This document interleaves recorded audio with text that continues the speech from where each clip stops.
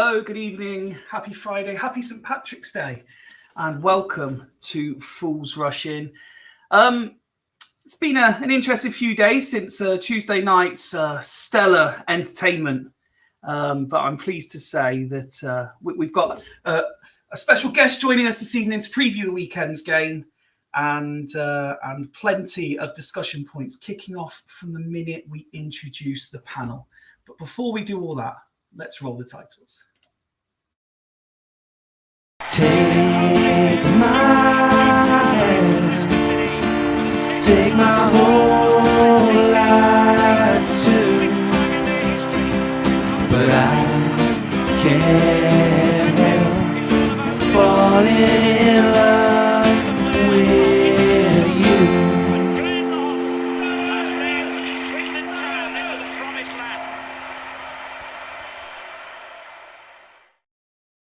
Got to be very careful with the order that I introduce people tonight, because as is standard practice, professionalism was not top of the agenda for everybody.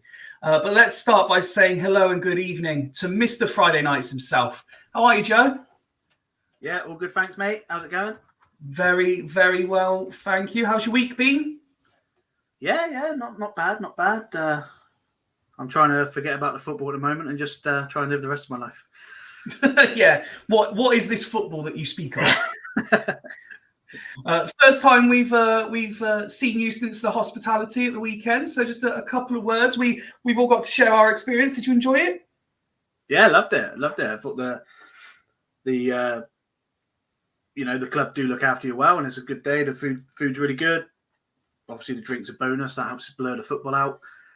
But yeah, it was just great to spend a day with you boys, to be honest. We don't see each other that often in person, so it was just nice to spend the day with all of you boys. 100%. It's not what you're doing, it's the company you do it with, isn't it? Exactly. Next up, a young man who's starting to become more and more regular. It's almost as if he's trying to promote himself on social media. Evening, Kieran. Evening, Fifey. Joe, have you recently redecorated that bedroom? Because last time I saw it, it wasn't that colour. Might be a different room. I didn't pay that much attention. All I know, I bet actually paid attention. Fifey's got a different light on tonight as well. He didn't have that. Yeah, you have. You didn't have that light on the other night. You've obviously paid your electric bill now. So wherever we do the normal shows, I'm sat here with this light and the light behind me. But when we do the watch-alongs, I sit on the sofa so I can see the telly. No, Monday night that light wasn't there. You were in the darkness behind you. Mate, what is this? Fucking Homes Under the Hammer? No, I'm fucking just intrigued. DIY SOS? How much money did you make Tuesday night to be able to afford lights? Mate, what money? This costs me money doing this. What are you talking about? Next, let's move swiftly on. And let's hope that he's finished snacking. Evening, Ben. Hello, Fifey. Hello, boys. How are you? Look how bright his light is. What? Oh. It's fucking scary. Scared Kieran. I'll move in front of the light. Is it the light? Is it my light that's bothering you, mate? I'll move. There you go. No, you're just so close to the camera. Hello, mate. Hi, Ben. You'll get a nickname if you do that. Yes, Johnny. Nigel asks, "Where's Fifey's cat?" Do you know what? I haven't seen my Where cat is your in a cat, while. Fifey? Fucking introduce the rest of them. I don't know. I don't know where my cat is. I'm sure he'll appear at some point. Next up, the final of our regular panelists, and I've saved him till last because, and I quote, "Guys, we're about to go live. Fifey, don't introduce me. I'm going to make a cup of tea now." Evening, Woody. Evening. I've got my cup of tea now, Fifey. Yeah. You'll be all pleased to know. Yeah, saved you till last just to make sure that it went seamlessly well. It was one of those irritating moments where I had to top up the kettle as well. And we all know if the kettle needs topping up, it takes longer to boil. So I'm sat there and I've still got my my earphones in. And I'm sat there going, "Oh God, he might get to just." And I thought you were going to stitch me up and just do a picture, the non-video picture, that one, and there'd just be nobody there. It'd be like Woody's there type thing. And mate, why would I stitch anybody up? I don't know, mate. Why would you? I'm too professional. This means too much to me. It's like I'm here trying to do a really good job of presenting. So, just in case there's a BBC or a Sky Sports rep watching by any chance. And I'm ignoring the fact that Mike is asking questions like, is Kieran not going to critique Ben's decor? At least Woody's not the same colour as his ball tonight. I'm not just a floating head tonight. Kieran, by the way, that song you played, I'm confused this morning. Have you actually got something to do with that song? Yeah, he made it. I made it all. I did all the melodies, the music. But let's not get ahead of ourselves, because that might be coming later, because Kieran might have asked me to mention it as something. All right, I'll shut up. We'll plug it later. And Anyway. our poor guest is waiting in the wings for the last 7 minutes. I was going to say, we're 7 minutes into a live show. We've got she's fucked off now. She's like, fuck. got an incredible guest waiting. What the fuck is this? And we're talking absolute nonsense. Anyway, let's get her on. We have got one of the stars of AbsoluteBallPod. We've got a Her Game Too representative for her beloved Rochdale. We've got a positive mental attitude influencer for anyone who is blessed to follow her on Twitter and see every positive message to brighten up the day. And we've got one of Lower League Look's favourite fans. Good evening, Charlotte. How are you? Hello, everyone. I'm really good, thank you. How is everyone? No, Ben's not their favourite fan. Ben's their favourite pantomime. Welcome. You're making your Fool's debut. Welcome. Thank you for joining us. Thank you so much for having me. How is everyone? Is everyone all good? Yeah, well. So I know you've seen bits of what we do in the past, but what you've just witnessed in the last 8 minutes is pretty much it. We claim to be a Swindon Town fan pod, but we will literally talk nonsense for ages and occasionally drop lines of football in. Evidently swear words are not off boundary either, so feel free. Heavily encouraged, actually. I feel like I'm part of it now. I do feel like I'm part of this already. So thanks, guys. Already, we've got Mike here saying, Evening Shah, apologies in advance for them lot. We've got Garv, Evening Pal, how are you? Hank saying, Ben looks like he has a halo. Before we get into all the football chat, though, Shah, you've become fairly infamous as a character in Fools Rush In, because there was a period of time where we would introduce everyone, and generally it would be a food-related starter question that I've stolen from something you've said on Twitter. Yeah. So I'm delighted that we're able to put a face now for those who've watched it, and other than me just saying I've nicked this from Shah. He never gave you credit, Shah. Don't listen to him. He never gave you credit. He However, this is my podcast. The tables have now turned, however. Right. Because I've been sent a question, which will go to the guys as well, but we're going to start with you, and it is food related to start tonight's show. And the question is, what makes up the ultimate match day breakfast? Ooh. And that's come courtesy of massive friend of the show, Mike Dixon. Is that his question that says? That is his question, because you know that someone's going to say something, someone's going to go, no. But we're going to start with our guest. What makes the ultimate match day breakfast? Well, to be honest, I always like a full breakfast, like a full English breakfast. And I love a good runny egg, me. I think a runny egg. I'm a proper egg snob when it comes to stuff like that. Like when someone has to ask for a hard egg, I really, really get annoyed. So, I don't know why. So apologies to anyone that does have a hard egg. But yeah, I think a full English breakfast, and it has to have a runny egg. Shah. Sean, sorry, Ben. Sean's just asking, a pint with it?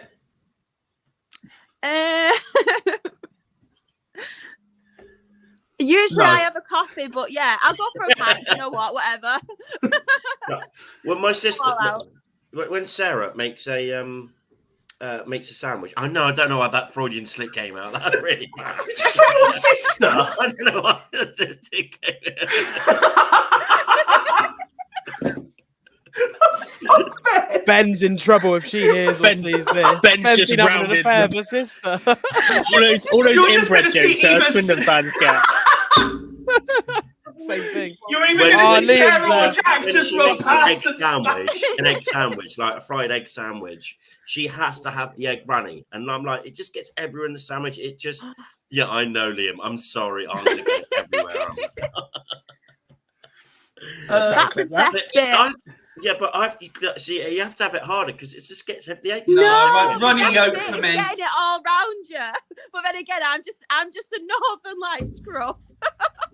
So I have to have it all round me. If it's not a runny egg and it doesn't end up everywhere, then there's no point of even having an egg. This is very true. But do we really throw this into debate and then say to you, are you going red or brown sauce with that? I don't have sauce on it because I love to taste the runny egg, the egg yolk. Nice. Yeah, Sarah just agreed. It's a girl thing. Brown sauce. Danny's overlooking Ben's earlier slip by throwing in an option here. Chicken sausages, turkey bacon, mushrooms aren't for me, I'll be honest. Fried eggs, not too runny, but enough for dipping, and beans in a little side dish so they don't soggy the other food, and a nice cuppa. Oh, dear. Can I just say, if you're going away from home, it's McDonald's breakfast away from home when you're travelling. Fuck off. Yeah, away from home. No, exactly. It's not Mackie D's breakfast. Oh, I thought it was on mute. Shit. When you're at home, it's a fryer. Kieran's also gone off camera for a minute to go in the chat and put disclaimer: Ben's from Cirencester, not Swindon. You're eating with Cirencester. Danny's not having the black pudding at all. Joe, do you want to come in on this one? It's got to be dippy egg and soldiers, mate, all day long. Lots of nodding. Just lots of nodding. Kieran's not nodding. See, I'm gonna throw it out there. I'm not really one for breakfast. Now that I've been converted, thanks to Liam, I'm quite happy to go without breakfast, turn up somewhere early, and go to GDK's for lunch. GDK. Sean saying trouble is can't do in the morning. No alcohol before 9 in spoons. We leave at 8:30. Mike saying Shah's Northern, so she probably has gravy on it. Yeah, true. I drink it from the cup. Love gravy. Grant is with me tonight. He says for a change, he wants Swindon to win. Ben's wife cannot wait for Rochdale to win. Evening Claire, who says evening all, and hi Shah, good to see you on, and has to be brown sauce with a full English, mug of tea and bread and butter.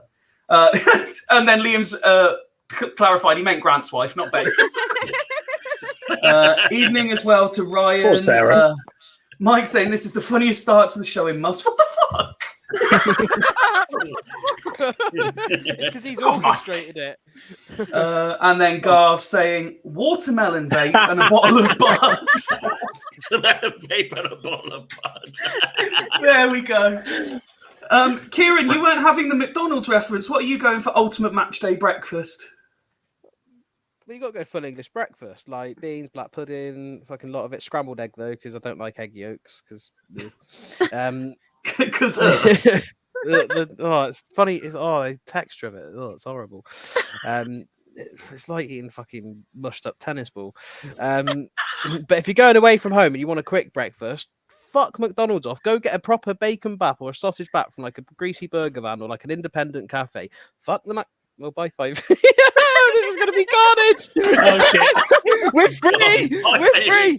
Anyway, carrying on. Go get a sausage bap from an independent like cafe and stuff. He's gone. Fuck McDonald's off. Anyway, what would your ultimate match day breakfast be? Oh, I don't. Sorry, mate. Fucking hell, that's hard. Away days is always a full English with a beer. When I'm at home, if we're at home and I'm cooking for the rest of the family, I genuinely get bored of eating full English when I'm cooking it for the rest of the family. So I just get with some scrambled egg and toast or something. Just have that. Maybe a bit of black pudding as well. I'm a massive black pudding fan. That's black pudding is for kings. Tomato ketchup can fucking do one. That's just disgusting. Brown sauce all day long. Brown sauce. Brown sauce. Yeah. Lovely. Well, fascinating debate as always when food gets referenced. It's good that we're 17 minutes in and we haven't even talked about football yet. We sound like we're talking about what we know about. You know. The game's clearly going to be 0-0 or 1-0 either way on Saturday, and it's going to be shit. Let's just do our predictions now. Funnily enough, though, buddy, it's still the funniest start to the show in months.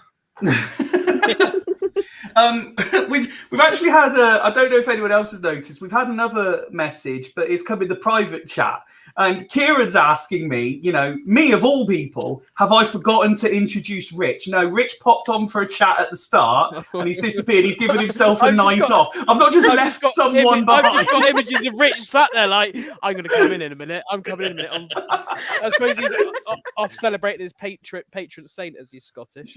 It's punishment for stealing Haribos off kids. God, let's not start this.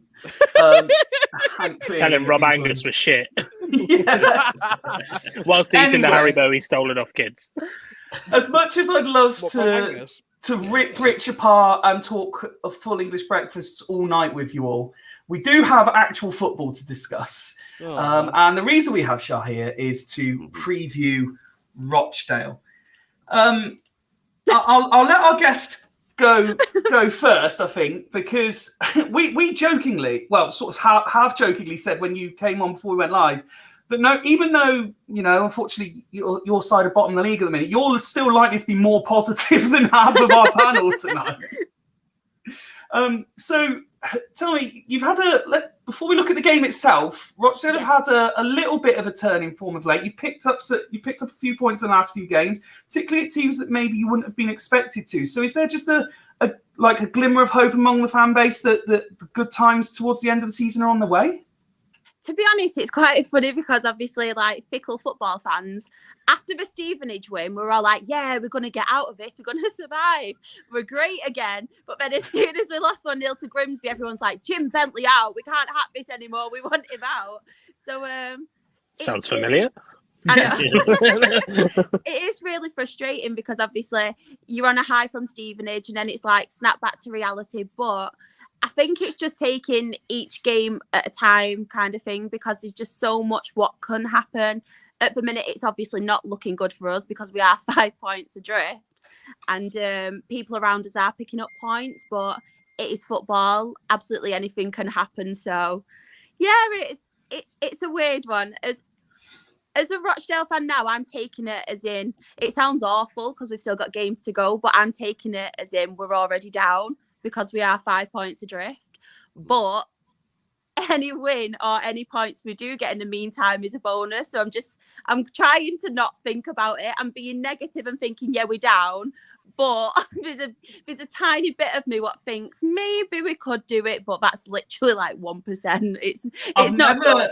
I've genuinely never seen anyone use the word negative 4 times in one bit, but with such a big smile on their face and so happy.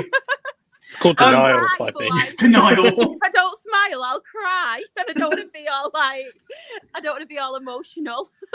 So, looking ahead to tomorrow, then, I mean, you heard what we had to say before we went live. Are you looking at Swindon as a chance to get a point or 3? Do you know what? I was actually really negative before I came on the podcast, and I thought, do you know what? I can expect us to lose, but now I'm feeling really great. You've really cheered me up. I feel like we could go out and get a 2-0, 3-0 win. Nice. No, I'm joking. But yeah, a little bit of me thinks obviously we can scrape something, but again, it is Rochdale. Anything can happen. So as much as I'd like to say we're going to win and we can scrape a win, there's plenty of games this season where we've not. So who knows? And well, let's go to positivity wars then. Ben, you are you just as positive for Swindon as Shano is for Rochdale? I think we both did a write-up for the lower league. You did, and my prediction was a 1-0 win Swindon in a rather scrappy game. That was me being positive. I think this game could be 1-0 either way. And I think it's going to be a bit of a.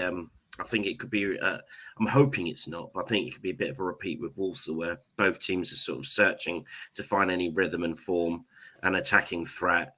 I think Swindon are slightly going through the motions at the minute, and I think we can probably nick one. One thing that seriously worried me, though, was Shah went, we're rubbish at defending corners and free kicks. The last time we scored, I think, a set play was Harry McCurdy in the playoff semi-final. I can't remember scoring from a corner or any sort of free kick at all this season. I don't know if someone could put me right, but we don't score them. So if they're the goals that you concede the most, you'll be all right there. You're not letting one of them in. We don't No, score we them either, so don't worry. We don't at score all. You might as well. A defensive So- move might be actually probably an attacking move because you can set up a sort of break. If you concede a corner, that could be seen as an attacking move because then you can set up a break because we're not scoring it. Yeah. But yeah, So naturally, there's going to be 36 corners tomorrow then, Ben. yeah, I think I don't think- remember Swindon scoring a corner since Aidan Flint. No, it doesn't happen. So I'm being positive. I think we'll scrape it 1-0. I think it's going to be like a scrappy own goal or come off Charlie Austin's backside in like the 82nd minute or something like that. But I think we'll just about scrape it. Nigel's joined that particular debate and just said we hardly even shoot. Same. Same. Don't worry. Hank sent in a question and asks, what's Charlotte's thoughts on the takeover from last season? Well, obviously there was rumours of a hostile takeover. Luckily that didn't happen. We are fan owned, so we are secure, but we are looking now for investment because our chairman's openly come out and said we can't obviously compete at this level with just being fan owned. We need somebody to obviously come in and kind of invest in us as well. So we can't sustain league status or compete with any of the other clubs around us just being fan owned. We used to be a club that obviously used to we had to rely on cup runs. Obviously our academy was really good and we'd sell players on, but I think taking a gamble on Robbie Stockdale last season, he kind of had something to prove. So he didn't really go to the youth team in the academy. So that's kind of took a bit of a standstill and we've not really got anyone coming through because they've not utilised the academy as much as like obviously Keith Hill's done in seasons as well. So I think I'm happy that didn't take place last season because obviously some of the names involved, I won't name names or anything, were linked to clubs and obviously the downfall of them clubs in particular. But I do think we do need to sort something and maybe get past the whole fan-owned thing because as much as it is good, and it is good obviously that we have got a club and it is our club, at the end of the day we can't financially compete with the rest of the teams around us, and maybe that is part of our downfall and where we are. No, that makes perfect sense. Yeah. Joe, let me We could, go on with it. Fifey, we could offer to invest, but you'll end up with half an injured squad because that's the Fools rushing curse. Every time we put our name to someone, they either leave or get injured. Isn't that right, Woody? Yes. Woody was someone we were sponsoring and he left. Joe, let me throw a question over to you. I was listening to Jody Morris's pre-match just before we went live, and he said in terms of preparations for this game, he's not one for sort of adapting things for the opposition. He said it's down to Swindon what Swindon do, and that should, it's almost irrelevant to Swindon what Rochdale or Leyton Orient or Warsaw do. Swindon should just do what Swindon do. Okay. Well, yeah, we should concentrate on our own game. Obviously, there's going to be elements of any opposition that you play, strengths, weaknesses, whatever. But yeah, it's tricky at the moment. We're definitely a team in transition at the moment. So yeah, I think he's putting a big emphasis on the players wanting to do what he wants them to do. And I think we've seen bits and pieces of that in the last 5-6 games, but certainly not for prolonged spells in games. And I think that's where some of our results have come a bit sticky as players are just making bad decisions. And, I thought Walsall the other night, I thought we played okay, but we just got to the final. That's polishing a turd really well, saying we played okay. But around the box, we were hopeless. We had no idea at all. I thought up to that point, I thought we defended not badly, although Walsall weren't great, obviously. But you can only play what's in front of you. But I thought generally we defended quite well compared to our previous few games. I thought we kept the ball relatively well in midfield, but just near the box was just hopeless, absolutely hopeless. Just, Charlie Austin stood 30 yards from goal. Nobody's in the box waiting for crosses. It's just, there's still a lot of things he needs to change, I think, or implement better into the team. The more questions I ask you guys, the happier Charles going to be. I know. Because it just sounds so bad. Trying so hard not to just beam about how happy. But Rochdale clearly going to win this 5-0 the way we're talking. Okay, so on the flip side then, if we're just going to focus on ourselves, who should we worry about from a Rochdale perspective? People can pick players' names from paper, but obviously, even though he doesn't play every game because obviously he's old now, you've always got to watch out for Ian Henderson, because if anyone's going to score, it's obviously Ian Henderson. He's always there. He's our all-time leading goal scorer ever, so he's obviously one to look out for. Mhm. Devante Rodney is our top goal scorer this season. He's not really scored many goals, but obviously out of them all, he's our leading goal scorer, so he's one to look out for. Danny Lloyd, we signed him before Christmas. He's match fit now. He's doing really well in midfield. If anything is to be created for a goal, or obviously now he's scored a couple of goals now, so he's one to look out for. Ethan Briley, also another midfielder. He was linked with Sheffield United and Blackburn in the January transfer window. Luckily, we've managed to keep him. I think Blackburn are coming in for him in the summer. So obviously, he's a Rochdale lad. He'll have something to prove. Obviously, he'll want to help us because he does support Rochdale. He's a Rochdale lad. So he's one. And Toby Malarkey, who we signed in January, he's a defender. We got him from Altrincham. But it very much, this is a big shout, by the way, it very much reminds me of when Craig Dawson was first at Rochdale. So he's a really good, typical, boisterous defender, but he likes going forward as well and going on runs, and he's quite attacking.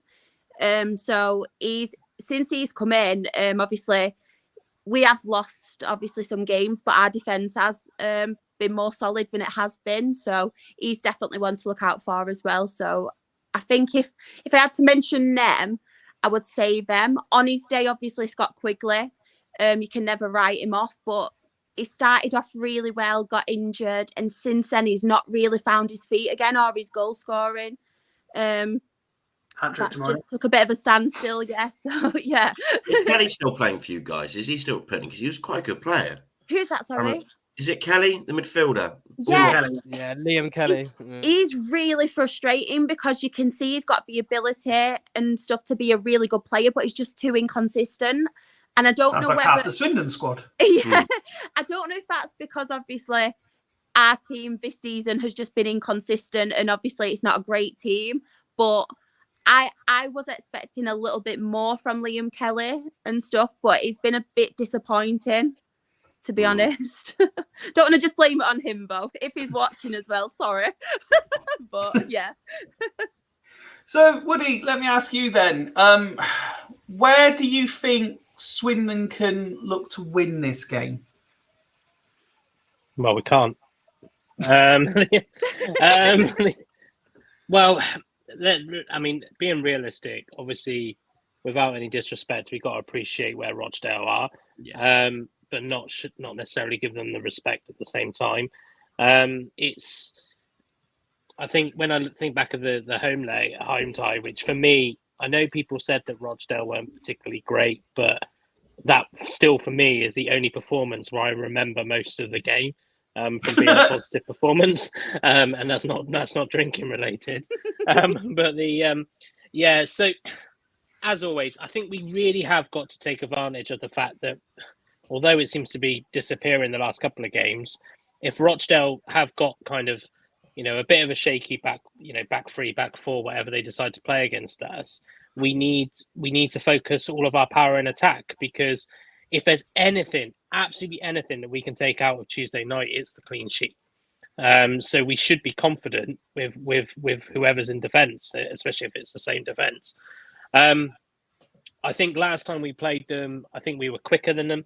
I think we were, I think Diagro was playing as well. I think he was struggling in the midfield, and I think if he's going to start again, although I quite rated him, he's not going to have the pace to deal with the likes of Bekekran and players like that. So I do think I joke aside that it could be a positive for Shah, but I do think we might get a couple of goals tomorrow. But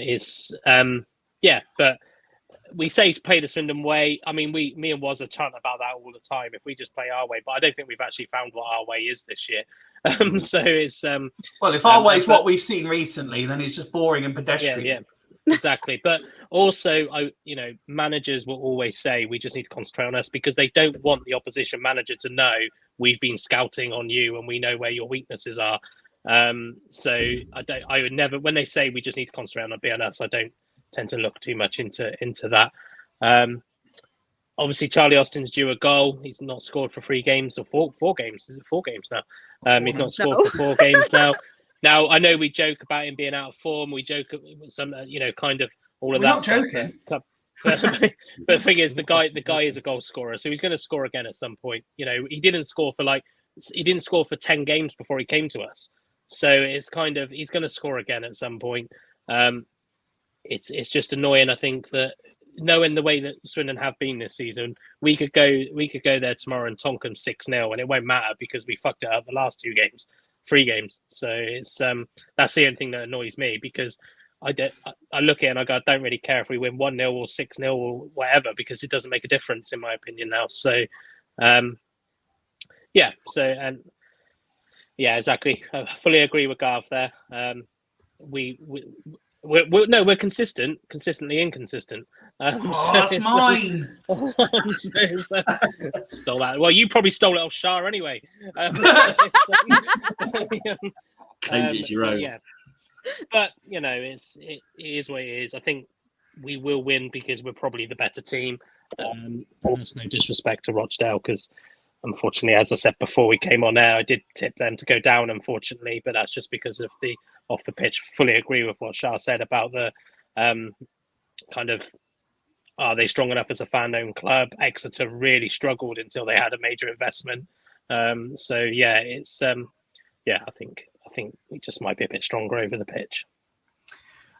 Kieran, I said in our group chat the other day that I was genuinely concerned about the game this weekend because I didn't think Rochdale would outclass us, but I do think they're going to outwork us, and that might be where they get some joy at the weekend. Do you understand why I have those concerns from what you've seen of late?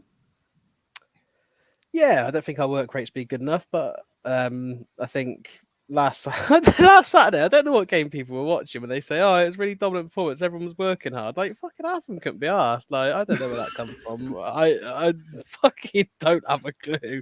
Everyone's got some rose tinted spectacles on, but I think we will actually work hard. We'll end up we'll tonk them like 7-1 tomorrow. Purely because this season is done. Like we may as well just null and void it for us. Like we may as well not play any more games because we've got nothing to play for. We are fucked. We're in this league for another year. But it's such the Swindon way. We've been so shit and boring the last 2 games, probably even longer than that, to be fair. We've not been great for a long time, really. But we'll suddenly turn up tomorrow, win 7-1, and then we'll play whoever we're playing the week after, I think Doncaster or something like that, and lose 4-1 at home. That's the Swindon way. But Jody Morris will elevate a little bit, but get a little bit taller because he'll won a second game. Is he won 1 or 2? I don't know. 2 so far. Nice bloke though. Really nice bloke. Really want him to do well. He's nicer than Scott Lindsay. But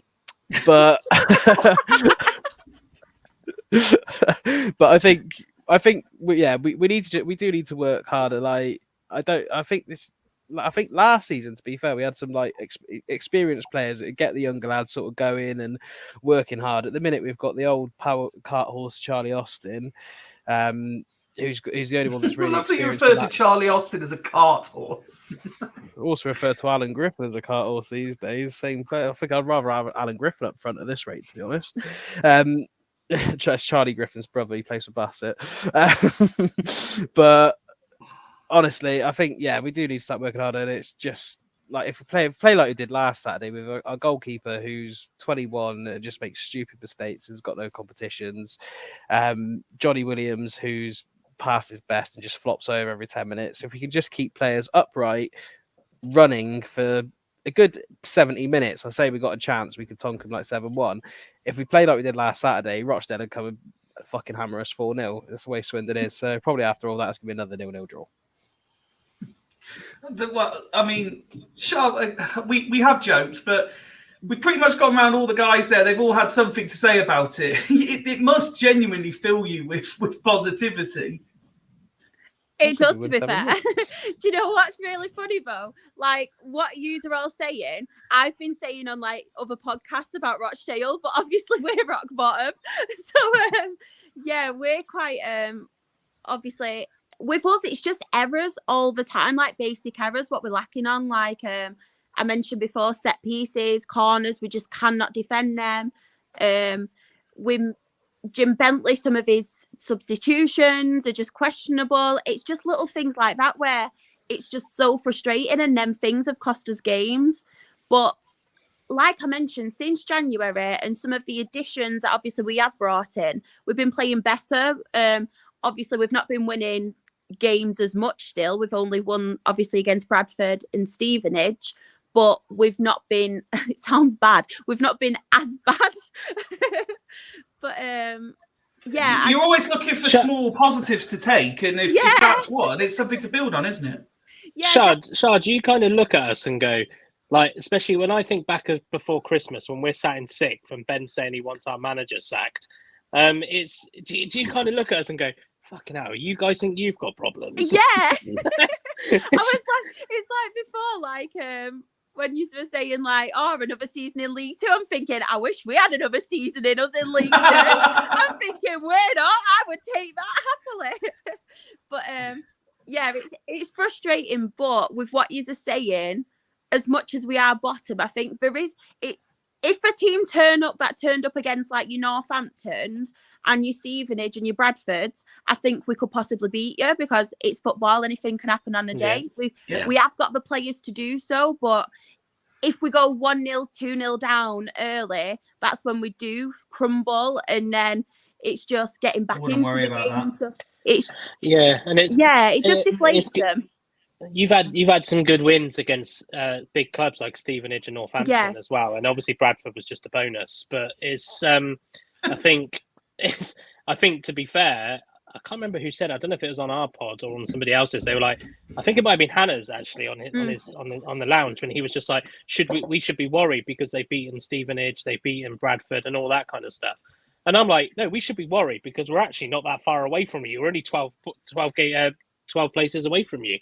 So it's like, I don't see it anymore. That I know we respect the position that you are in, but at the same time, I think if we're 12th, we're near the bottom half of the table. So it doesn't look good for us, particularly for us either. So I generally think if you guys do us over tomorrow, I wouldn't see it as beating one of the top teams, because that's something we're definitely not at the moment. What I am worried about though is with you all mentioning Charlie Austin, because I just think guaranteed we would be that club where he gets his hat trick. And I just, when you think honestly, everything that's going wrong this season, he's obviously not scored, and I just think he would be the player that gets his hat trick and kicks on his season against us. Even if he doesn't score in any other game this season, it'd be against us. And that's what I'm just like, oh no, that's what worries me. It's like we support the same team, isn't it? Yeah, very much so. We're just a little bit more bad. Well, a lot bad. Wow. Ben, let me throw it over. Oh, no, he's muted himself. Ben, No. Let me throw it over to you for a minute. I want to pick up on something Woody said. We've highlighted we've almost exhausted the point about how bad we are in terms of our attacking play and simply not scoring. But Woody made a very good point about defensively. We kept the clean sheet midweek. I think, in fairness, there was split opinion on our recent signing, who's not done too badly in his first two games as well. And I'll put my hands up and say I wasn't expecting it. The levels that he's come in at. Is a solid defence something that we could build a rest of the season on, do you think? Well, every good team is built on a solid spine, and a solid spine is a good solid defence. I think what's good about Brewitt is we've got a defender that can head the ball. I think that's something that's been lacking for quite some time, that we've had a dominant, tough tackling defender. I think McDonald was nearest to that. He could get blocks in, but he didn't really head the ball much. And this guy can. I think he's a very good League Two defender. I don't think he's much better than League Two, but we're not much better than League Two. He's got a bit of experience, and he's already making Clayton look a big player because they complement each other well. Because Clayton's the ball playing centre back, whilst Brewitt is more up and at him, tough tackling, boot you in the air, head in tight, old school centre back. Old school. Love it, Ben. Love it, old Ben. School centre back. So and I think every club needs that, and it's something we have missed all season. And we just look a bit more solid with it. We take, you do say that. Well, look at Carlisle, but that was down to zonal marking, which I hate with a passion. But yeah, so that was the manager's fault then, if that's the case. But defensively, we've been looking okay recently. So that's why that's all right. It's the other end, which is a shame really, because I think we've actually got some. It's at the other end where we think we've got our most quality. Yeah, well, you'd think on paper, if you look at it, you're thinking, Hepburn Murphy, Charlie Austin, Wakelin, Williams, all these. Yeah, all these players, you're thinking they should be able to match some goals up in League Two, and they're just not doing it at the minute. So I don't know why. You never know. It might happen. Might happen tomorrow. It might not. Thanks, Ben. Sorry. It's good to know we're going to experiment with Rochdale. There's a chance we can go there and win competently and play well and win 3-0, but there's also a chance that it could be disjointed, another repeat of Walsall, and it could go either way. Which is also a high possibility. What's absolutely class about this at the moment is, so we obviously met Shah through Lower League Look, and she spent the last 6 months listening to me and Ben go hammer and tong each other about our differing views on Swindon. She actually comes on our podcast, and we're both just like, well, yeah, just really go. It is what it is. Me and Fifey quite often have a Barney, but at the moment, sometimes we do. We don't have a Barney for the sake of having a Barney, and occasionally we agree. It's because we're passionate, aren't we, Ben? We are passionate, and we're stubborn as well. Both of us are very stubborn. Very, very stubborn.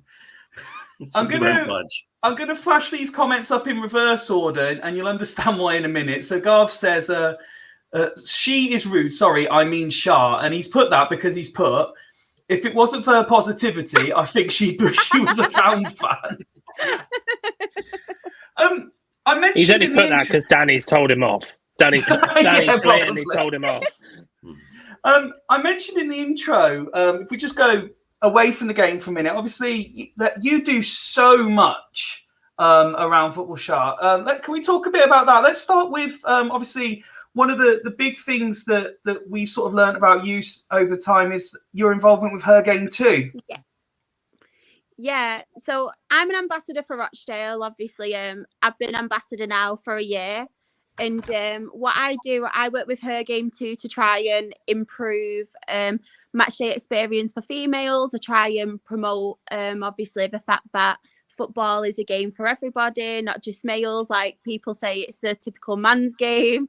I try and be a voice for people who might struggle or who might want to go and play football or want to go and express their opinions about football but are too scared. So I'm kind of that voice to try and to inspire them, but to try and like make it a normality that obviously we can like football as well.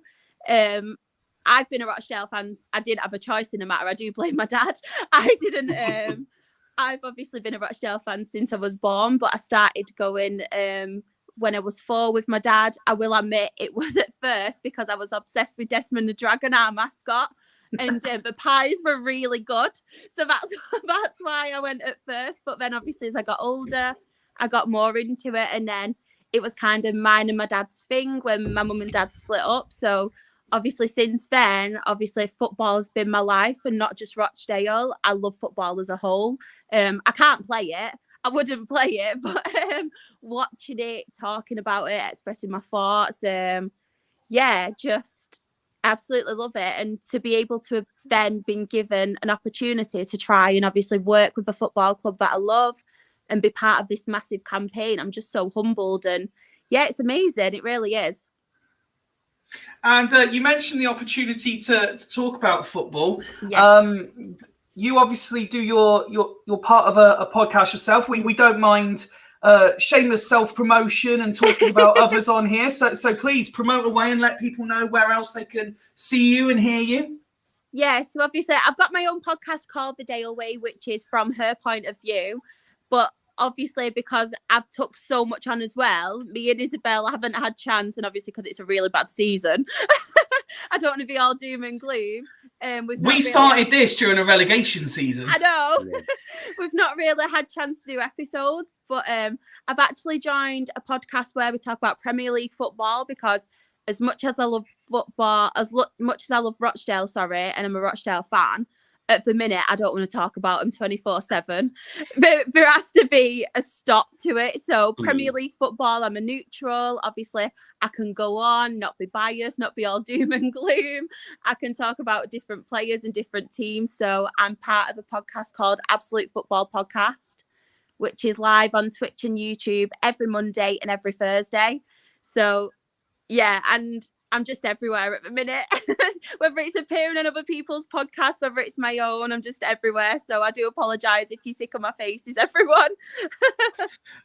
Honestly, you're one of the, since we announced you were coming on this, you've been one of the most talked about people I've had tweets and stuff about. Really? Of all the guests we've had, it's like, oh, have you got Shah on? Brilliant. This is going to be amazing. It's like, wow. So you really are having an impact. Oh, that's brilliant. That's actually really made me smile. So we're going to open the war games again with this question from Mike. Who does more pods and social media posts? Shah or Ben? It's got to be me. Well, we did a thing recently in terms of total amount of tweets that people have done, and Ben's was somewhere around 250,000 mark. No, it's not that bad. I've got to say, I thought mine were that bad. No, I'm on like that 60k. It was not 60k. Fuck off. It's about 125k. No, it wasn't. It's about 60k. It's about 13. It averages 13 a day since I joined. 13 tweets a day for the last 10 years. 12, 13 years, something like that. Yeah. Wow, unbelievable. So let's go round and ask score predictions, and I've just got one last thing I'd like to go through with you, Shah, and then we'll let you go and enjoy your Friday evening. Because I just wanted to ask around the Her Game Too, kind of the the interaction you get with the club on that. How kind of, because obviously I know different clubs do kind of different levels of support, and how are Rochdale doing with that side of it? Honestly, the club has been absolutely brilliant. They're always taking things on board, like what I pitched to them. I'm very when I'm passionate about something, I'm the kind of person who has to do PowerPoints, vision boards. I'm get to the point where I'm quite obsessed with it. And I had an idea as well. I don't know if you've seen a lot more clubs of follow, but it was my idea to get players involved and player advocates. And I went to the club and was leading up to the fixture, I would like this to happen. I would like a player to obviously work with us and kind of spread the message, because as much as obviously it's great me doing it, I think obviously getting young boys on board as well and telling the message to not just young boys, to men as well. If there's someone there who obviously they look up to as well, I think it kind of makes it a bit more normal, and obviously they'll take the message in. So I went to the club and was I've got this idea about a player advocate. I've got so many names that I thought would work better. Obviously, as much as a lot of the players who I've spoke to have been fantastic, there's always certain ones who I think could fit the part more than others. That's no offense to the other ones. So I had obviously in just my names that I put forward, I was Ian Henderson, Jim McNulty, because they've been obviously there years. Richard O'Donnell was one as well. And as soon as Richard O'Donnell was asked, I think they put the message to him and was do you know anyone who'd be interested in this? Straight away he said, I'll do it. It's something I'm really passionate about. Obviously, he's got women role models in his life, like he's close with his mum. His wife supported him all through football. He's got a young daughter. And honestly, he was announced as the first ever like professional football advocate, which is amazing. But he's just been absolutely brilliant. He's been in the game for years. Obviously, is quite family orientated. He likes to get all hands on with the club. So like working with the community, whether it's going into schools and stuff like that. So he's just a perfect role model for it. So anything I've kind of pitched to the club or had an idea about, if they can do it, and obviously there is obviously ideas that I've come up with which you can't particularly do, you know, like obviously, but anything that they think they can do or they'll work with me on certain stuff. And honestly, I cannot complain about Rochdale one bit. They've been absolutely brilliant. They really have. Brilliant. That sounds good. And so, and it wouldn't be me on the pod without asking around the women's football. I know you said you didn't play, but in terms of because I believe Rochdale, I think they're still called Rochdale Ladies, are part of the trust, aren't they? They're part of the community trust rather than part of the club. And I probably understand why that would be, given the fan-owned thing. From I think they're Greater Manchester League as well. Kind of, do you find yourselves linking in with them? I mean, obviously at Swindon we're quite fortunate at the moment because obviously the women's setup has really come under Swindon now, and you know we're starting to see fans with role models within the women's team. Are you seeing that kind of since you kind of come a Her Game Too ambassador? Are you starting to see that with the women's in Rochdale? Yeah, 100%. So obviously as part of Richard O'Donnell's like not kind of, it's not like a contract or anything, but part of the agreement, he'd kind of take training sessions on, whether it be once a month. If he could do more than once a month, he'd go and help with obviously the women's teams. I've done obviously working with the women's teams and the young girls where they do programs. So there was one, Cultivating Confidence, and me and some of my advocates would go, and it was every Friday for an hour, and we'd spend time like talking about Her Game Too. It was like a program to get their confidence and to talk about football and express themselves. So we'd be part of that as well, like working with them and taking part in activities with them. There was one where there was kind of like an assault course, but you had to be blindfolded. And there was one person communicating. You were paired up. There was one person communicating, obviously, and giving you instructions. And that was really fun as well. Like, obviously, putting trust in someone. There's a program coming up as well where, obviously, it's a ladies' event. And it was part of International Women's Day. So obviously that's I think it's a 5-week program as well where you go and talk about Her Game Too with them. You watch them play football, you kind of take part in sessions. So as much as I'm not good at football, I still like taking part in the sessions, and they all laugh at me because I'm pretty much useless. So it is embarrassing, but that's why I coach, Charlotte. Don't worry, that's why I coach. So because I'm pretty useless. Sounds brilliant. Yeah, honestly, like all that, don't get me wrong, it's amazing, like having the players' backings and like Her Game Too dedicated fixtures, obviously going meeting the players and stuff. But I would take obviously spending time with the girls and being part of all this with the ladies' teams and obviously the first team. I just really love it. And I think, when was it? It was earlier on in the year. Our young girls won, I think it was a Winter Cup. I can't remember exactly the name of it. I think it was like the North Manchester Winter Cup. And they actually invited me to go and like give out the medals to them and like a presentation and spend time with them. So honestly, just things like that, it's just so refreshing. And that's why I'm so humbled to be part of it, because I just think I didn't have that when I was younger, and I didn't kind of have them role models and them people. And just to be part of it, it's just, honestly, it's amazing. I could talk about it forever. It's fantastic. Well, while you are talking about it, there was one other thing that I did want to flash up on the screen. A real good friend of Fools, Danny, took part in the Dale Way from her point of view write-up this week. I've stolen the screenshot off Twitter so I could flash it up on the screen. But I believe, again, you're involved in this, aren't you? Yeah, like I said, I think everyone's sick of my face at the minute. If it's not my program, it's a podcast, it's Twitter. But yeah, Rochdale obviously gave me the opportunity when we started a day away to obviously do regular program features. So we spent a lot of time because when we released a day away, it kind of went massive so quickly.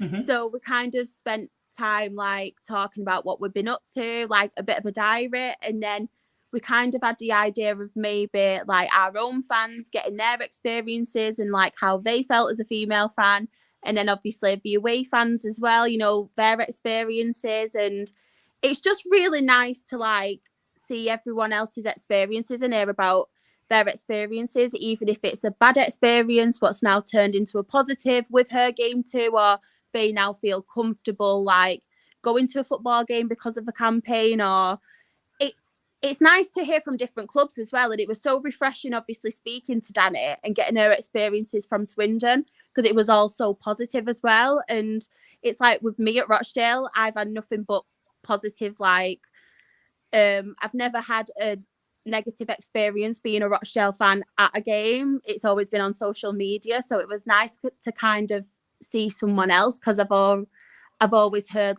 some negative things about other people's experiences what aren't so nice. So it was nice to obviously talk to a different fan.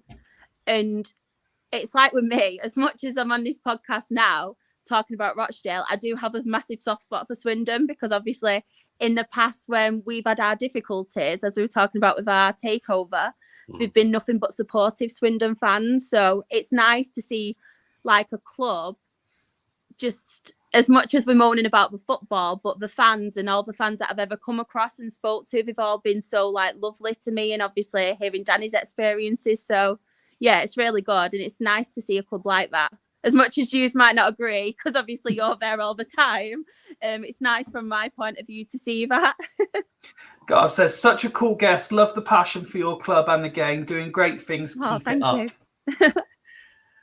Let's get the score predictions for tomorrow then, and then, like I say, I don't want to intrude too much on your evening. There's just one other sort of quick fire thing I did want to ask, but Joe, a score prediction for tomorrow, please.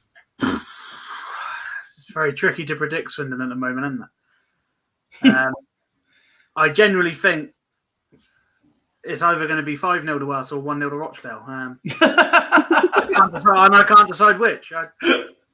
No, mate, I completely understand that. That's absolutely fine. Let's go in the middle and let's go for a 2-1 win. 2-1. Ben? 1-0 Swindon. 1-0 Swindon. Woody? I think it's going to be 3-0. Sorry, Charles. It's all right. No, to Rochdale.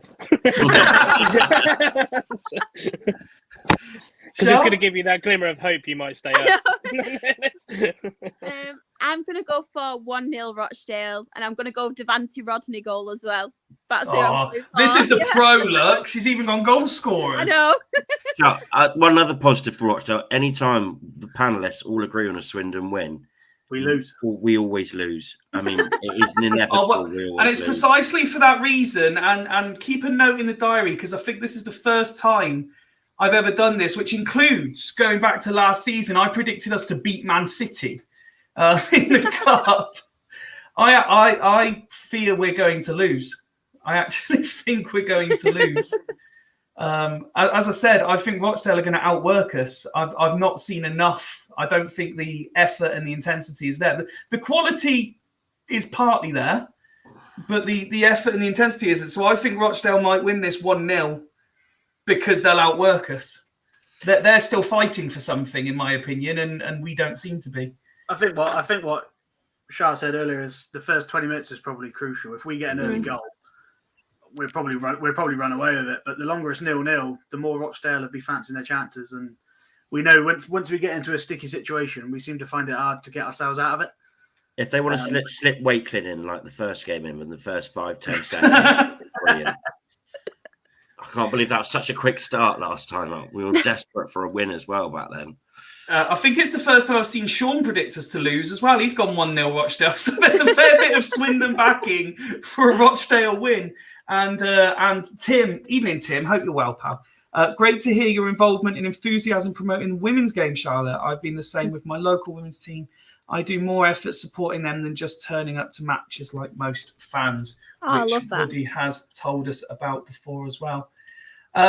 Okay, like I say, just one quick thing. We've done various quizzes and stuff in the past, and don't worry, I'm not quizzing you. I was going to say, I haven't prepared a Rochdale quiz. There is a quiz for the guys later. But what I did notice was that the great, or to quote the film title, The Good, the Bad and the Ugly of Swindon Town Past has also represented Rochdale. So I just want to read a couple of names out from our not too distant past and see if your reaction to the names is the same as the guys' reaction to the names. So, for example, so we won't judge these players, but the likes of Kevin Amankwa, Alan Reeves, Alan McLaughlin, Tom Heaton have all represented both clubs. But what I want to know is Charlie Conwyn Platt. Look at these guys. No. Just no. He's the only guy. He's the only guy that's named after an area of Swindon and it's still shit.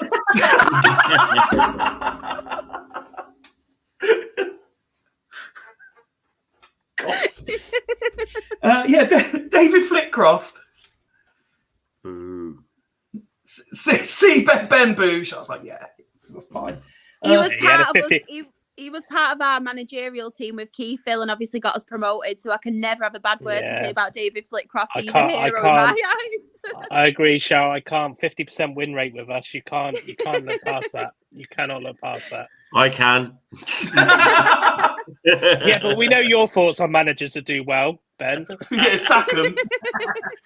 Nigel saying, so you think our players watch this in their hotels? No, I absolutely don't.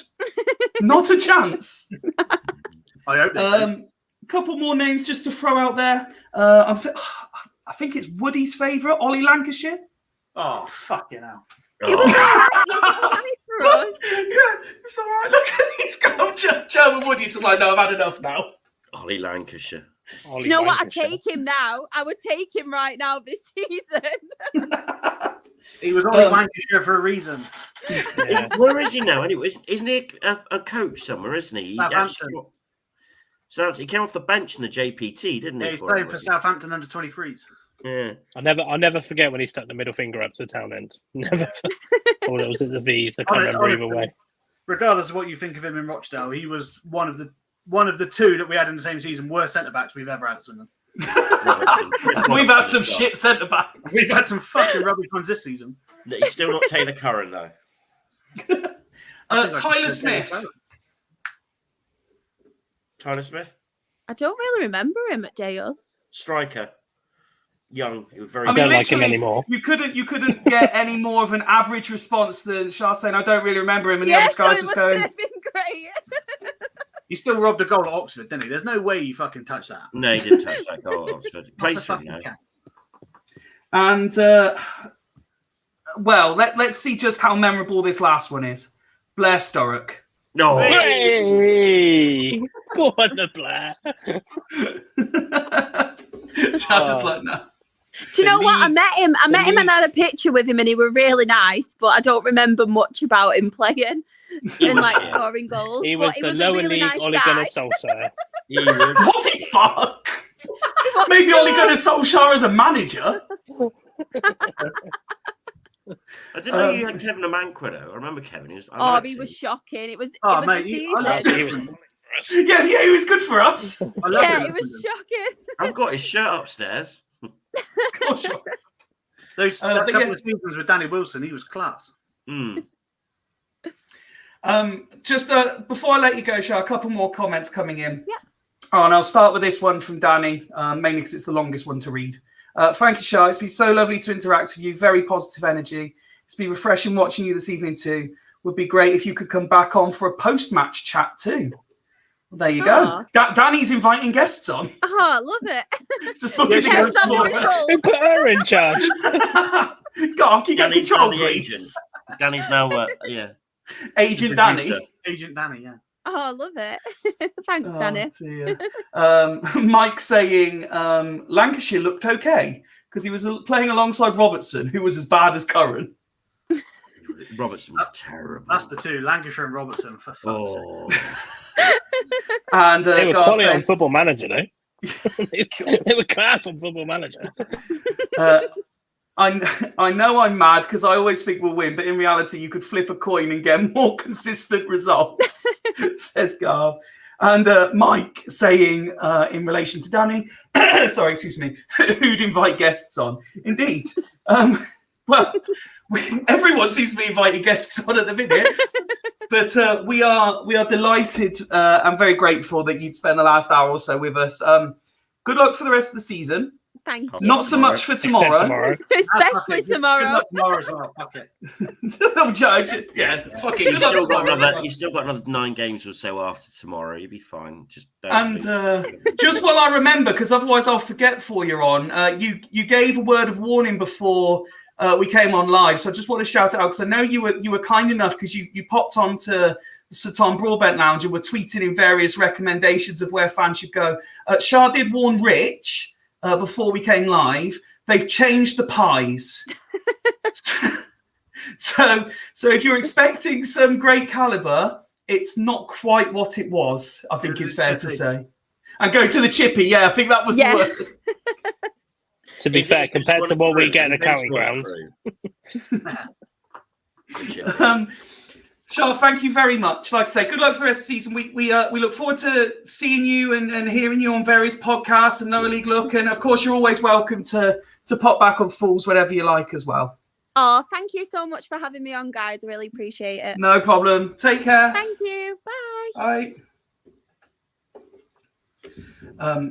Yes, already up there with one of my favourite guests. Just has me in stitches. Never seen a happier bottom her energy's league. Completely agree. And the point Woody made is spot on. She's got that much positive energy being rock bottom of the league and hearing us like saying we want the manager out when we're sixth in the table. It's just bizarre, isn't it? Absolutely bizarre. Here's Garth. Who put her in charge? I ask myself that every day. Let's move on, Woody, and have a look at what the women's sides are up to this weekend, if we can. But actually, before we do that, they had a game last night as well, didn't they? Where they were 2 goals up. Unfortunately, 2 later goals meant it was just a point on their travels. Yeah, they almost feel like they're getting this kind of travelling midweek curse almost, didn't they? Because obviously they drew with Maidenhead a few weeks ago, didn't they? And so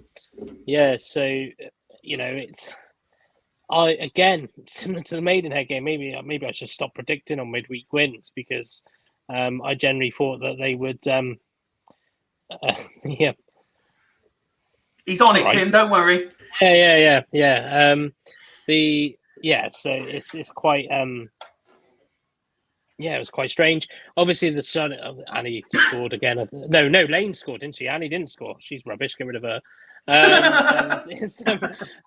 But yeah, Lane's was actually the scorer this week, wasn't she? And then obviously Emerson scoring again, which we've got to take positivity from that. Again, I haven't seen I don't think they posted the highlights yet, but I'm sure that will come soon. But yeah, it's one of those, given the fact that they're not really going to push for promotion, maybe an away draw is not actually a bad thing, especially on a Thursday night between Bristol and Bath. But it's, brilliant for Emerson, probably more than anything. But the only thing is, I think may be slight concerning to Lally is, I think they conceded the 2 goals against Keynsham within a minute of each other, which is very out of character, I think, of the Swindon side to kind of be that vulnerable after 1 goal goes in type thing. So, but it's still points on the board for them. Does it set them up nicely? They got an extremely tricky tie this weekend, home to Moneyfields, which is they've only just recently played them as well, haven't they? Yeah, and I think it was 4. I think it was.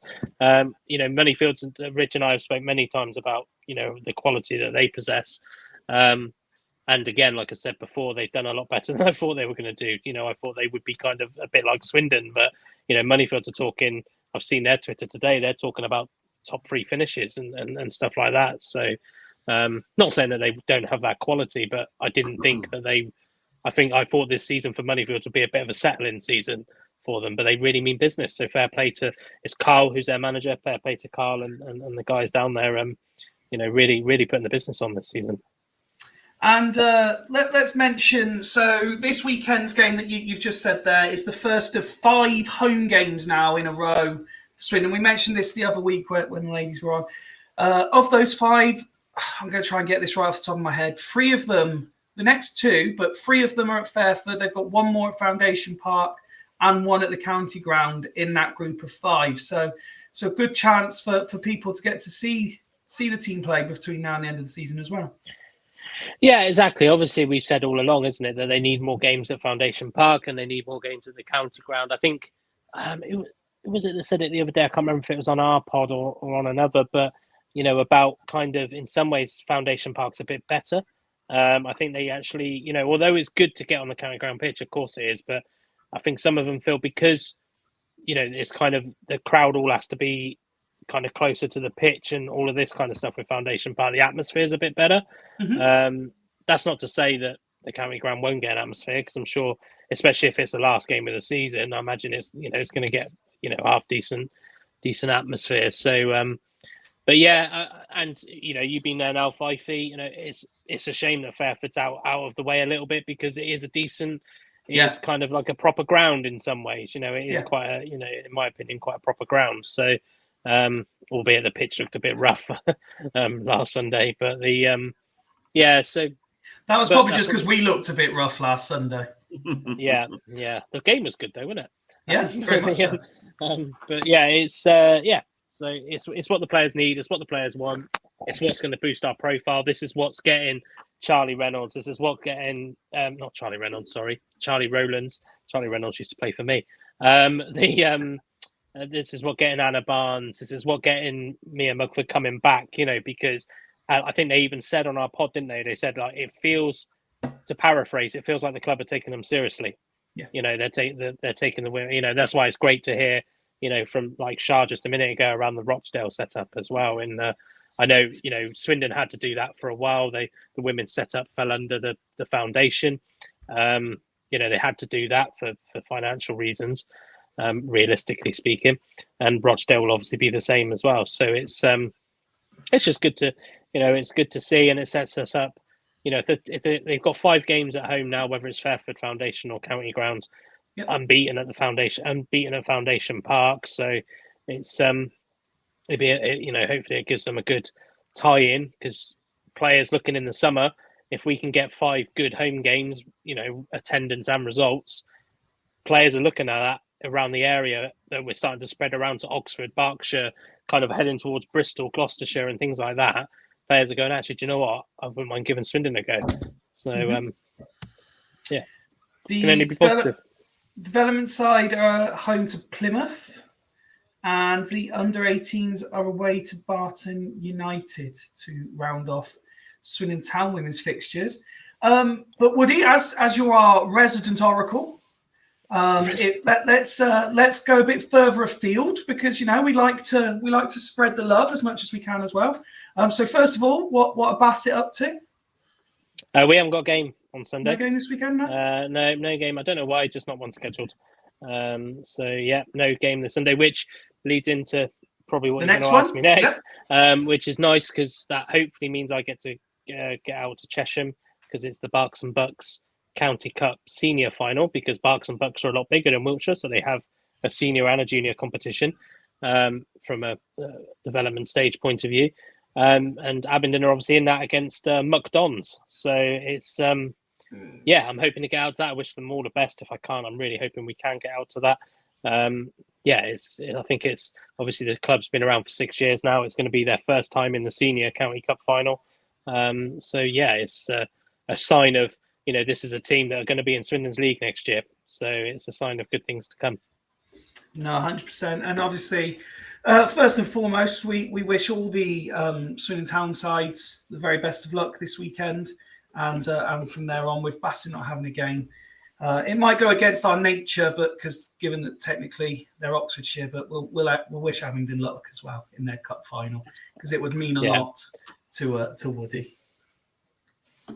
Even though they are affiliated to Barks and Bucks, so if we could alleviate the Oxfordshire connection a little bit, that's what we'll go with. We'll take that, yeah.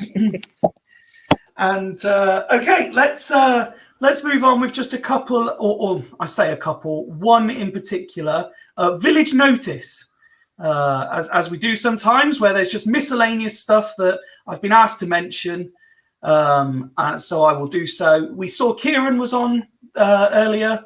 He had to disappear to go and pick up his other half from work, but he did ask us to plug the fact that he's moved into doing a bit of music. And his first ever song, Restless, is now available from Apple, Spotify, Amazon, and all the other places. He actually shared a tweet, which was a screenshot of the Fools Rush In WhatsApp chat. We don't often like to highlight what goes on behind the curtain, but he did on this occasion. I liked our names. Ben was BTB, and for some reason he called me the star of the show. So I'll take that. But yes, me and Ben instantly went in, and if you get the chance to listen, do you know what? As a first attempt, it's actually half decent. I wouldn't actually say anything negative about it. I'm, not taking the piss or plugging it. It's actually not bad. But me and Ben went straight in, and anyone who does listen to it will understand. We went straight in commenting on Kieran's voice on the song. I'm sure that's not him singing. No, it's not Ben. Mm. I hope at no point you actually thought it was. No. Is he producing or did he write it? He basically he produced the whole thing. But no, it's definitely not him singing. I'm impressed he was. But yes, if you get the chance, you'll find it on our socials. You'll find it on his, and if you search on your various app stores, we like I said, we like to promote stuff on Fools Rush In, so it's only right. Kieran's put the effort in to try something new. Give it a listen and let him know what you think. He would certainly appreciate the feedback. And I've just seen that Shah's tweeted, "Thank you so much for inviting me on Fools Rush In. Such a great atmosphere and laughed from start to finish. Really appreciate you asking me to join, and thank you for making me a lot more confident about the game tomorrow." You're very welcome, Shah. Glad we could do our bit to help Rochdale. But the question, guys, is, were you paying attention? Because it's quiz time. On our watch along on Tuesday, I started offering up quiz questions during the game, and it was all to do with appearances at STFC. But I only showed 6, and Mike, this was the second part of Mike's ridiculously hard quiz. You'll remember the top goal scorer for each manager a couple of weeks ago? Yeah. Well, this was most appearances made for each manager. How confident are you feeling about this, guys? I'm going to guess a lot of players. Before I do, Tim says, "Thanks, guys." In the Oxford FA, Woody's very kind to tell you about my efforts. Just don't mention his football theme song karaoke remix. How's this never been mentioned, Woody? Well, it's not me. I talk about me on this pod. Yeah, Tim's got a few songs actually. To be fair, he does post them regularly on what's it called? Twitter. So yeah, that's social media that we all use the most. I'll tell you what. I know. He said thanks and that, but genuinely, in terms of the supporter of women's football, Tim is up there. Unfortunately, Tim kind of started following properly. I say properly when I left, but probably because I left. It was a less arrogant head coach. Yeah. So he's very good at trying to build an atmosphere at the ground, and he's created a couple of flags, I think, as well. Very creative with his way of thinking. So the club he is the 12th man for them all. Yeah, 12th man. The club are very lucky to have him. So back to the quiz. You'll remember that Sean is normally quite good at these quizzes, but he struggled with the appearance one, and he's even put here rubbish at these appearance questions, but we'll give it a go. So for those who weren't paying attention, I did the most recent managers from the list. So to give you an idea of what you're up against, I asked who made the most appearances under Scott Lindsay. The answer was Bryn with 28 and Shade with 16 plus 12. I then asked Garner, and it was Ellis with 46 plus 6. We did Sheridan, which was Payne, Wellens, which was Woolery. Brown had 3 players, Taylor, Noyle, and Anderson. And we did Flitcroft as well, which was Lancashire, 39 appearances. But, gentlemen, as I said, Mike went further with his research. We've got to go farther back. So I'm going to start you today with who made, and if you can ballpark a figure as well, because we've got time to kill, who made the most appearances under Williams? Anton Rogers. No, it's not Anton Rogers. I am gonna fucking suck at this. Let's have a think. Yasser Right. Kassim. Not Yasser Kassim, no. Oh, yes, would have been a good shout. It's a shame. I know, isn't she? Would you like Lawrence a clue? Vigouroux. Lawrence Vigouroux, well done, Ben. Well done, Well done, Ben. 57 appearances. Now, the next one, 2, 3, 4, 5, 6, 7, 8 players share this one. Oh, for God's sake. And I'd love you to try and get all 8. And you'll understand why there's 8. Because it's Ling. Ling. Branco. No. Kassim. Vigouroux. Neither of those players are on there, no. Oh, wait, no, sorry. No, Vigouroux is. I found him. There he is. Vigouroux's on the list. So the answer, by the way, is each of these players made 9 appearances. Thompson. There is no Thompson. Neither Thompson. Neither Thompson. Michael Smith. Nope. A Beaker. A Beaker, yeah, made 8 plus 1. Luongo. Nope. He'd gone by then, I think. Lengy. We were shit then, weren't we? He survived. He kept us up. Well, he rescued us. Doherty. Nope. God, Would you like a couple of clues? Because you've only got Yeah. 2 so far. What season's this, Fofi? Martin Ling season. Yes, 15, 16. So a couple of clues, right? So we've already got Vigouroux and we've already got a Beaker. So there was a sorry, Keshi Anderson. no. Right. So first clue, Jose. Nicky Jose. Jose's on there. Yes, that's another one. Nicky Jose. He was a wrong answer earlier in the quiz. Rogers. Rogers is on there. Yep, 7 plus 2. Rogers. A double-barreled surname with the initials EA. Double barrel EA.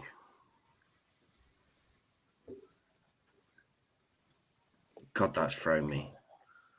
EA. What, as in his double barreled was EA? His double-barreled surname is EA. A regular player, EA. Well, he made 9 starts under Ling.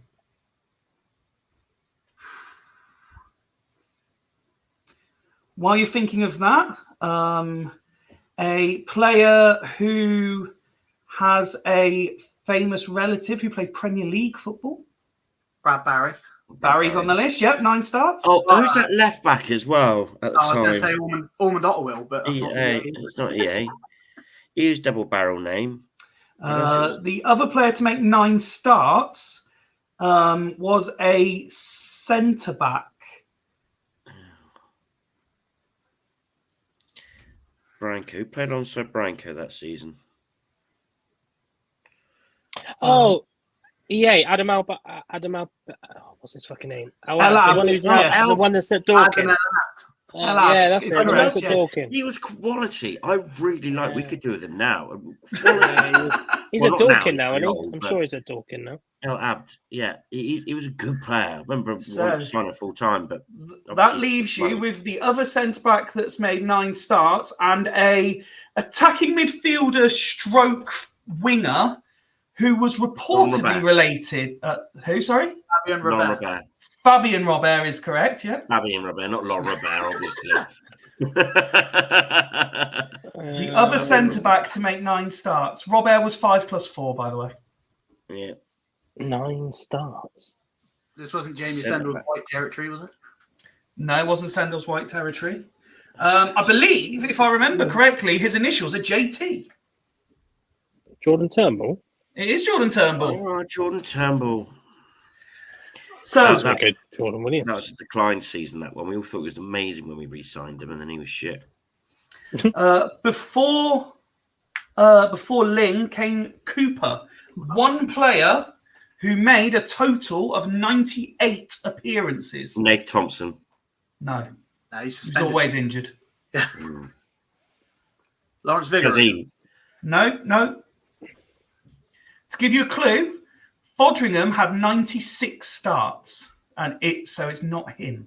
Oh, Oh, that would have been my guess. Vigouroux. Fake. No, not Vigouroux, no. Oh, yeah, Vigouroux didn't play till after West left. Twat. Fucking What, dog. Vigouroux or you? Me. Both. Stupid guess. Played a lot under. He would have been quite featured a lot and didn't leave us at the end of the season. Not Casino. No, Casino. It wasn't Casino. Ben Gladwin. Nope. So he Michael- would have no, featured not a lot in Michael the playoff Smith. season, and he didn't fuck off at the end of the season. Andy Williams. Nope. Andy Williams has been a good shout. 98. 91 starts and 7 sub appearances. Oh, I was going to say Branco, but Nope. um, Got the right initial. but Barry. Nope. Nathan Byrne didn't play that many games. Burn is correct. Nathan No, Byrne. he didn't play that many games, did he? According to this, yes, he did. Yeah. He played the season before we got the playoff final because he was in the playoffs, wasn't he, the year before, and then he fucked off at the end of August, so he started the season under Cooper. He got a hat trick against Bradford. So next is a 4-player split for 14. Sorry, let me try that again. There was 4 players who started 14, and then 3 other players also made 14 appearances for McDonald. Aidan Flint. Flint is one of the players to start 14 games. Joe De Vera. Miller. No De Vera, no Miller. McEverley? Nope. Was that too soon? Wes, probably Wes then. Wes, yep, he's up there. 14 starts. League One. Wes. League One. Nathan Wes. Thompson. Nope. Just going to say him every time now. 14 McCormack. starts. Oh, what's his name? Sorry, who Yeah. did you say, Joe? Alan McCormack. McCormack is up there as well. Yeah, 14 starts. Roberts. Roberts, 13 plus 1. Cassim? No Kazim, no. DeVita. No. 3 more players. Got one that made 14 starts, one that started 9 and 5 subs, one that Collins? started 5 and 9. Yeah, Collins, 5 starts, 9 subs. 2 to go. Just rattling through the team. Just try Miles' story. Alan McCormack. We've done McCormack. No, not Story. Alan. One of them was a centre back. I think a captain at one point, and possibly even a caretaker manager. Oh, Ward. Ward, yeah. Aaron Ward. And that leaves one more player who a namesake played Premier League football for Man United. Was a record breaker for England. Luke Rooney. Rooney is correct. 9 Luke starts and Rooney. 5 subs. That was the most disappointment. It caught me. Could we paid Gillingham for him? So next, we come to Di Canio. But there must be about 27 players up for this, mustn't there? One player out appearance everybody else. Richie. No, he came second. So Ferry. Fodringham. Ferry is correct. Fat boy. The player who Di Canio didn't want ended up out appearancing everybody. So we've got a 4-way tie for Hart with 11 appearances. God. Fodringham. Dude, Well done, Sean. Sean's firing through the names, and he put Ferry through for the last one. Yeah. Ferry didn't like Ferry, did he? No. With him. Jonathan Douglas. By the way, I can obviously see the list of the upcoming managers. We got some names coming up, boys. Jonathan Douglas. Douglas is correct. Yes, he is one of the who's that? 4 to make 11. Who's that absolute twat that presents Sky TV at the minute? What's David his Prutton. name? David Protted is correct. He's also made 11 appearances. JP McGovern, was he that?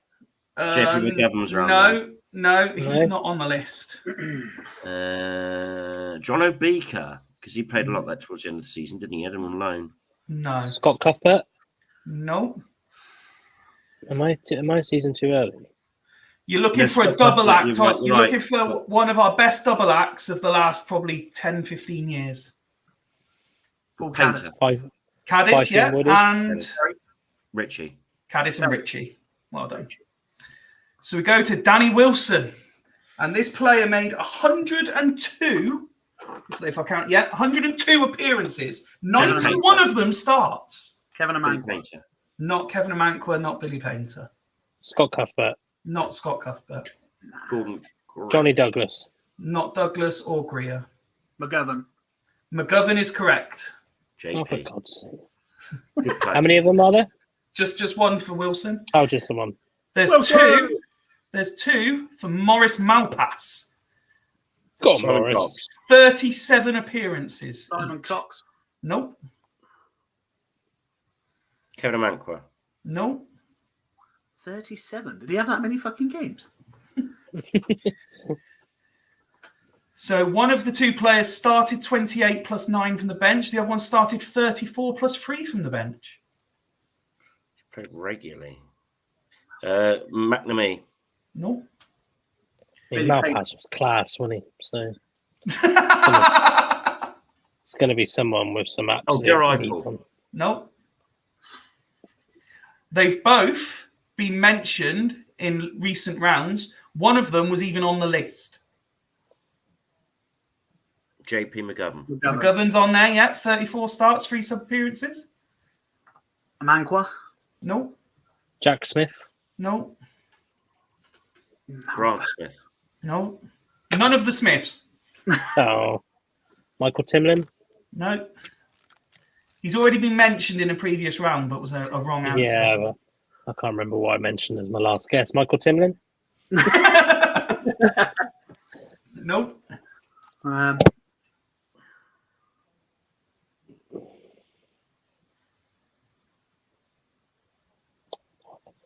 Douglas.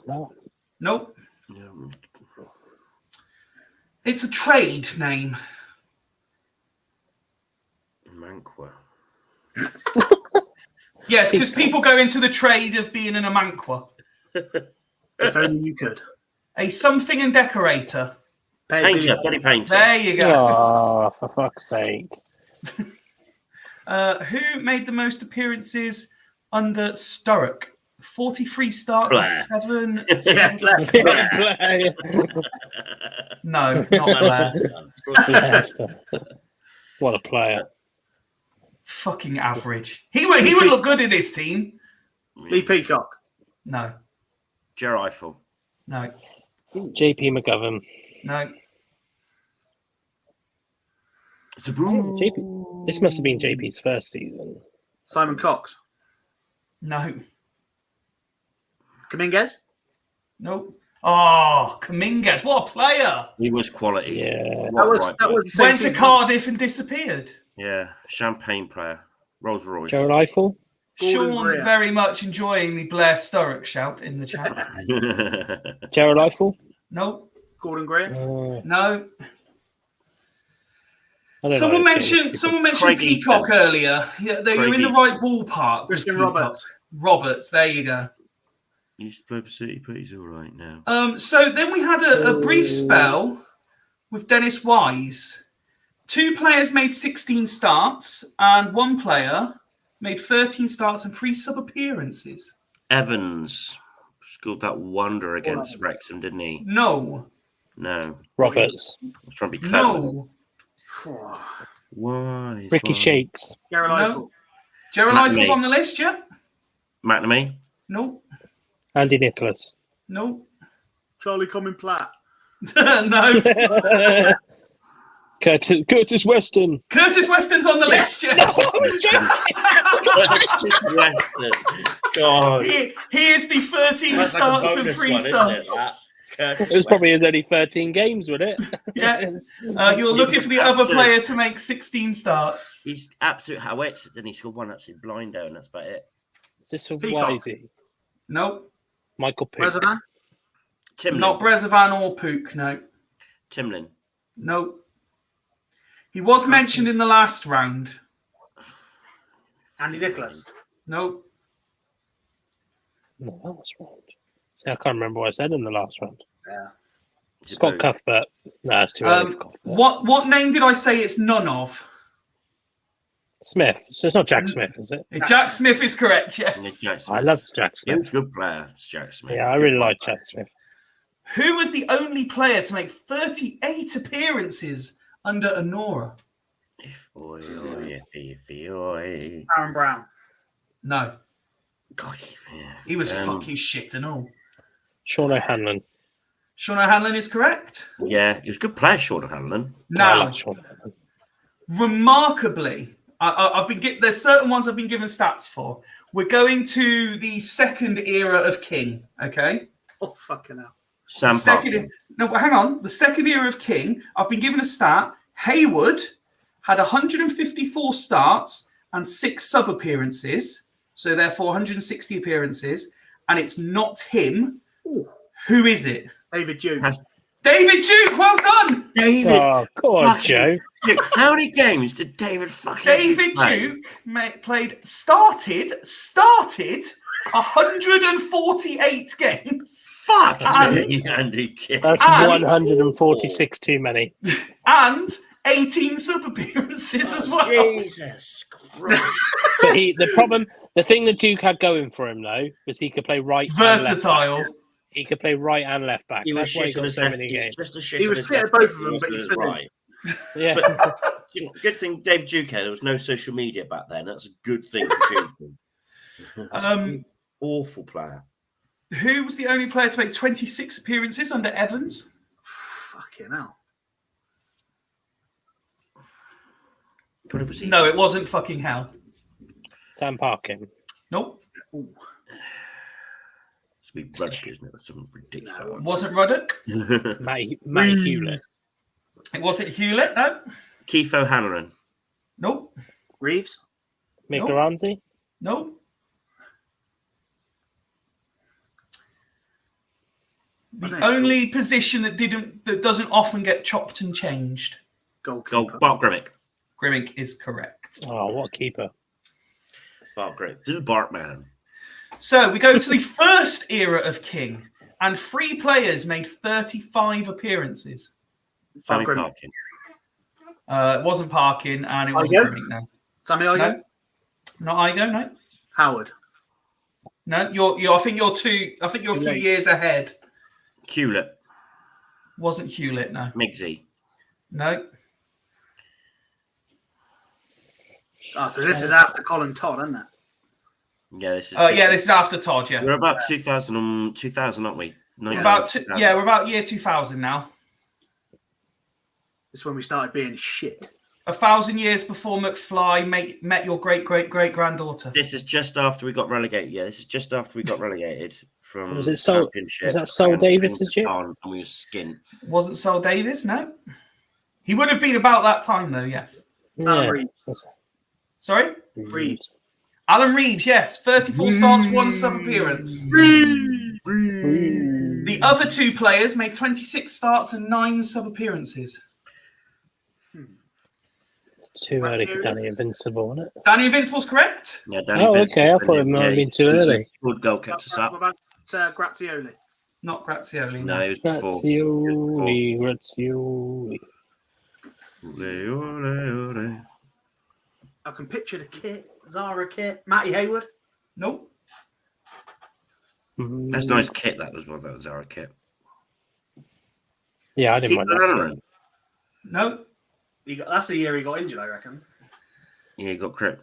Yeah. Bear in mind, the work Yeah, that's been Danny put was- in. The work that's been put into this, I can go right back to Macari. Yeah, don't do that.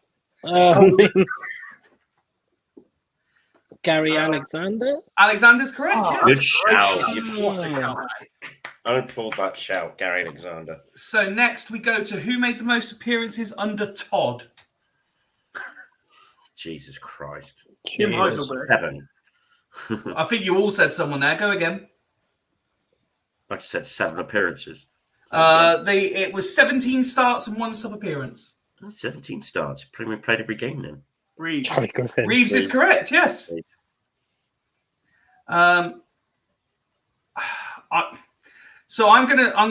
admit I'm ashamed here. I can't work out who this is, but who would have been the most appearances under Quinn?